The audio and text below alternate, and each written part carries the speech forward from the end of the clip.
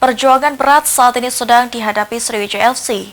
Pasalnya, dari 13 laga yang dijalani, sampai saat ini skuad Laskar Wongkito belum mampu meraih kemenangan, baik tandang maupun kandang.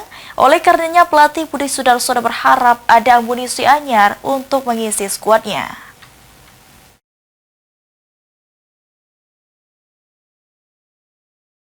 Laga pekan ke-14 akan dilakoni Sriwijaya FC Minggu 4 Januari di Stadion Gelora Sriwijaya Jakabaring menghadapi PSPS Pekanbaru. Laga tersebut menjadi laga berat bagi skuad asuhan Budi Sudarsono.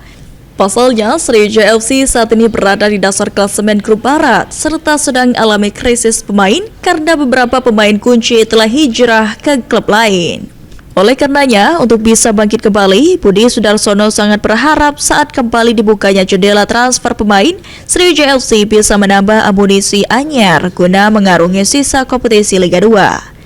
Sampai saat ini, menurut ex-pemain Timnas Indonesia, dirinya masih menanti apakah ada amunisi anyar yang bergabung dengan Sriwijaya FC, karena saat ini Sriwijaya FC juga menanti manajemen anyar. Dan ini setelah lawan PSPS pada pemain baru, itu harapan saya.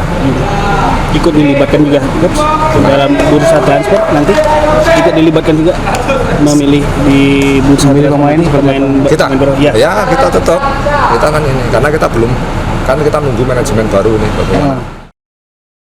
Saat ini pemain Sriwijaya FC yang telah hijrah ke klub lain merupakan pemain kunci dan cukup sering bermain di Sriwijaya FC saat putaran pertama lalu. Tim Liputan, PAL TV.